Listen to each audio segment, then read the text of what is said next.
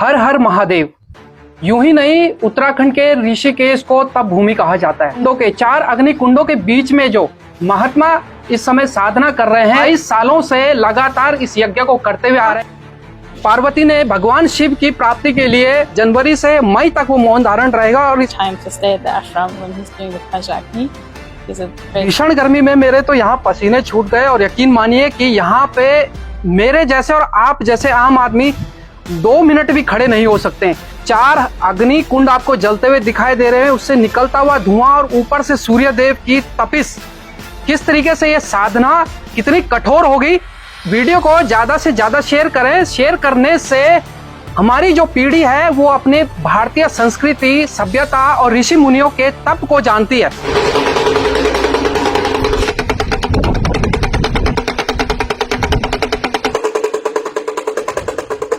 हर हर महादेव। यूं ही नहीं, उत्तराखंड के ऋषिकेश को तप भूमि कहा जाता है। इस वक्त मैं ऋषिकेश के तपोवन में हूं और आप देख सकते हैं कि इस भीषण गर्मी में एक महात्मा पंचाग्नि साधना करते हुए आपको दिखाई दे रहे होंगे। 4 अग्नि कुंड बनाए गए हैं और 5वें सूर्य देव हैं। क्या महत्व है और ये पंचाग्नि साधना क्या है, इसके बारे में पूरी जानकारी भी आपको बताएंगे। हवन कुंडों के 4 अग्नि कुंडों के बीच में जो महात्मा इस समय साधना कर रहे हैं वो स्वामी समर्पण आनंद जी हैं। 22 सालों से लगातार इस यज्ञ को करते हुए आ रहे हैं। ये जनवरी माह में शुरू होता है और मई तक ये यज्ञ चलेगा। इस यज्ञ से कहा जाता है कि मां पार्वती ने भगवान शिव की प्राप्ति के लिए इस कठोर पंचाग्नि साधना को किया था। उसके बाद ही शिव की उनको प्राप्ति पति रूप में हो पाई थी। पूरे यज्ञ के बारे में जानकारी स्वामी जी से ही जानेंगे। फिलहाल स्वामी जी तो बात नहीं करेंगे क्योंकि वो इस वक्त मौन धारण में है और जनवरी से मई तक वो मौन धारण रहेगा। और इस यज्ञ को कब ये शुरू होता है, कैसे होता है, क्या क्या इसमें विशेष, इसका क्या ध्यान रखा जाता है, इस बारे में सारी जानकारी जो आश्रम के स्वामी जी हैं उनसे भी बात करके। पंचाग्नि जो साधना है इसके बारे में बताएं, क्या महत्व है, कितना ये कठिन होता है। देखिए, आप तो रोज जीवन जीते हैं, आप जानते हैं कितना संघर्ष होता है। जब हम उस संघर्ष को कई गुना बढ़ा देते हैं तो फिर आपको समझ में आएगा कि कितना कठिन हो सकता है। अभी मेरे को यहाँ खड़ा होना, उसके लिए मेरे को तप करना पड़ता है ना। और महाराज जी सुबह 11 बजे से दोपहर 2 बजे तक, फिर गर्मी जैसे बढ़ती जाएगी तो और समय बढ़ाते जाते हैं।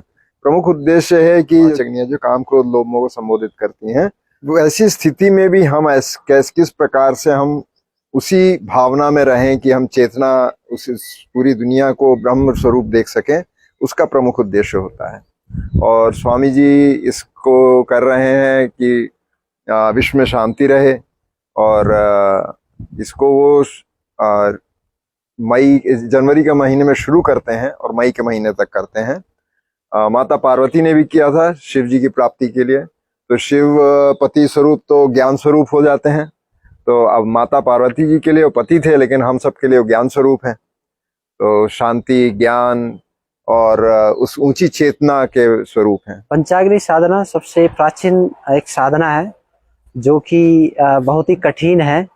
और हमारे यहाँ पे स्वामी जी ऋषिकेश में पहले ही है स्वामी जी जो ये पंचाग्नि साधना कर रहे हैं और पिछले 7 साल से ये साधना चल रही है। हर साल स्वामी जी 5 महीने के लिए मौन रहते हैं और साधना जो यहाँ पे बैठ के करते हैं वो पूरा रहती है।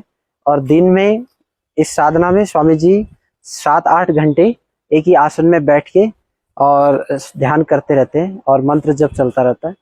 ये बहुत प्राचीन साधना है। संन्यास लेते हैं वही लोग करते हैं, आम लोगों के लिए साधना उचित नहीं होती है। स्वामी जी के अलावा ऋषिकेश में कोई और पंचाग्नि साधना करते हैं? नहीं, ऋषिकेश में कोई नहीं करते हैं, लेकिन जो स्वामी जी के जो गुरु जी है, दादा गुरु जी स्वामी सत्यानंद सरस्वती जो बिहार स्कूल ऑफ योगा के थे, उन्होंने ही पंचाग्नि साधना की है।